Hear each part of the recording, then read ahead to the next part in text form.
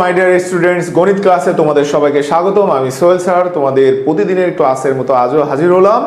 আমি আজকে যেটা পড়াবো নবম দশম শ্রেণী, যারা দশম শ্রেণী 2026 এসএসসি দেওয়া তাদের জন্য বিশেষ ম্যাথ, আর যারা নবম শ্রেণীতে আসো তাদের জন্য এটা একটা ইম্পর্টেন্ট ম্যাথ।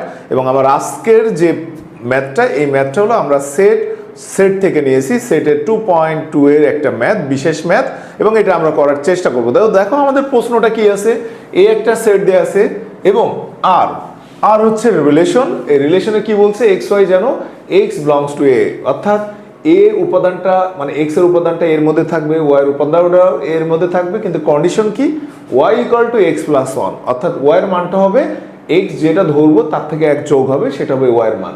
তো বলছে আর অন্যটিকে তালিকা পদ্ধতিতে প্রকাশ করে তার ডোমেন ও রেঞ্জ নির্ণয় করো। খুব ইজি একটা ম্যাথ। তো আমি দেখো এটা সমাধান দেওয়ার চেষ্টা করছি। কেমন, এটা অনেক ইজি।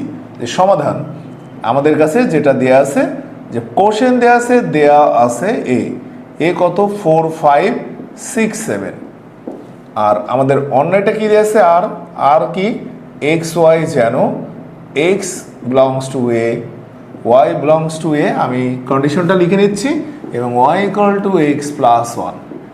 এর পরের কাজ কি দেখো, আমরা লিখতে পারি এক্স বিলংস টু এর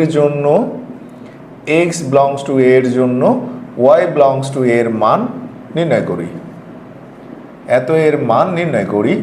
তাহলে আমাদের কাজ কি, আমরা একটা ছক করে এখানে মানগুলো বসানোর ট্রাই করব। তো দেখো আমরা যদি এই ম্যাথটা করি, আমাদের রেজাল্টটা কি আসে। আমি পর্যায়ক্রমে এখানে কয়টা মান, 4টা মান দেয়া আছে। তাহলে আমি এটা এক্স এর মান দিলাম, আর ওয়াই সমান কি আছে, এক্স প্লাস ওয়ান। তাহলে দেখো এক্স এর মান 4 দিলে ওয়াই এর মান আসে 5 দিলে আসে 6 দিলে আসে 7, আর যদি আমি 7 দিই তাহলে আসে 8।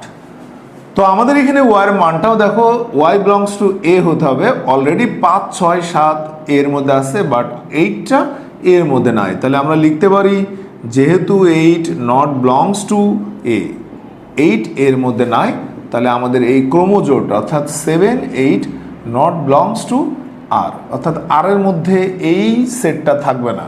তাহলে আমরা এখান থেকে কি লিখতে পারি, অতএব আর সমান কি বলতে পারবো, 4 5 5 6। এখানে আমরা ফার্স্ট ব্র্যাকেট ইউজ করব, তারপরে টোটালটা আমাদের সেকেন্ড ব্র্যাকেট দিয়ে আমরা ক্লোজ করব। তো দেখো আমি অন্যটা লিখে ফেললাম। আমাদের পরের প্রশ্ন বলছে ডোমেন ও রেঞ্জ নির্ণয় করো। তা আমরা এটা জানি, ক্রমজোড়ের প্রথম উপাদানগুলোকে আমরা ডোমেন বলি, আর দ্বিতীয় উপাদানকে আমরা রেঞ্জ বলি। এবং কোনো সংখ্যা যদি পুনরাবৃত্তি হয় অর্থাৎ রিপিট হয়, তাহলে আমরা কখনোই সেই রিপিট সংখ্যা লিখবো না, আমরা একবারই লিখবো। তাহলে আমাদের এখানে দেখো, আমরা যদি এর ডোমেন বের করতে চাই, ডোমেন কি হবে, ডোমেন হবে 4 5 6, আর রেঞ্জ হবে কত স্যার, রেঞ্জ হবে 5 6 7। তো এই যে এটা দেখো খুব সহজভাবে তোমাদের 2.2 এর অর্থাৎ সেটের একটা বিশেষ ম্যাথ, এবং এটা এক্সামে আসে।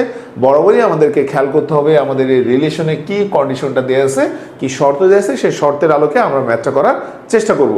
তো ঠিক আছে, দেখা হবে তোমাদের সাথে আমার আগামী ক্লাসে নতুন কোনো সমস্যার সমাধান নিয়ে। সে পর্যন্ত সবাই ভালো থাকো, সুস্থ থাকো। আগামীতে দেখা হবে। আল্লাহ হাফেজ।